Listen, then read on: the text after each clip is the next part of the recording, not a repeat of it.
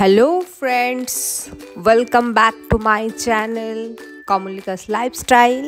আবার একটা নতুন ব্লগ নিয়ে আমি চলে এসেছি কমলিকা। থাম্বনেল আর টাইটেল দেখে এতক্ষণে তো বুঝেই গেছো আমি কোথায় যাচ্ছি এখন। আমি এখন যাচ্ছি কোলাঘাটের সেরি পাঞ্জাবে। আমি এখন চা খেতে যাচ্ছি। ঘড়িতে এখন প্রায় 2টো বাজে। আমরা বাড়ি থেকে বেরিয়ে পড়লাম কোলাঘাটের উদ্দেশ্যে। NH6 ধরে আমাদের গাড়ি চলল। লেট নাইট লং ড্রাইভের ফিলিংসটাই একটু অন্যরকম, খুব মজা লাগছে, আমরা দারুণ এনজয় করছি। আর তার সাথে আছে আমার ছেলে, যার রাত্রে এখন ঘুম চলে গেছে। আমরা এখন সেরি পাঞ্জাবের পার্কিং জোনে চলে এসেছি।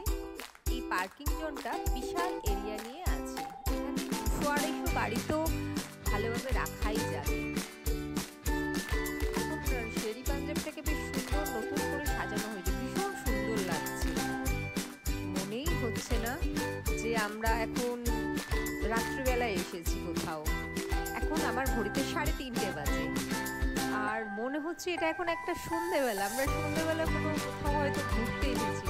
আমি খুব একটা রাত্রে বেরোই না, শুধু ফ্লাইট ধরার থাকলেই তখনই রাতে বেরোতে হয়, আদারওয়াইজ আমি কখনো ঘুরতে বেরোই না।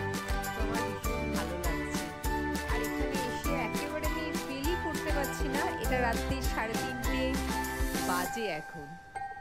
তো এবার আমরা পুরোটা ঘুরে দেখছি। এখানে দোলনা ছিল, একটু দোলনা খেয়ে নিলাম। এবার আমরা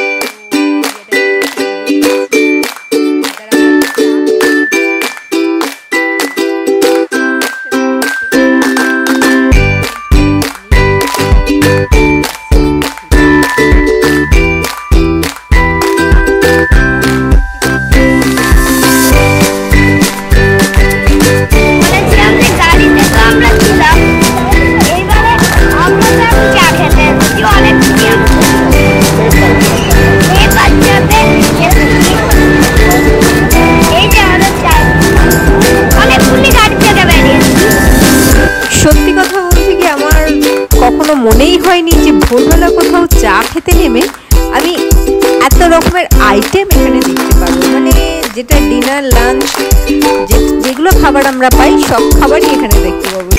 তাই আমার মনে হয়েছে যে আমি এখানে চা খেতে এসে আমি কি দেখছি, এগুলো কি কি খাবার, এত রকম খাবার এত ভোরবেলা এনারা সার্ভ করছেন। মানে নর্মাল টাইম কিছু মানে মনেই হচ্ছে না।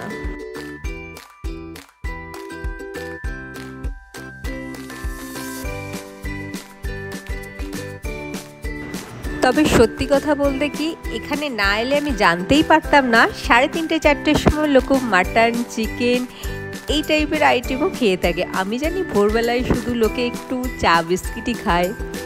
তো এটা এসে আমার একটা নতুন এক্সপিরিয়েন্স হলো। আমরা সেরি পাঞ্জাব থেকে বেরিয়ে গেলাম। তো আজকের মতো টাটা, বাই বাই।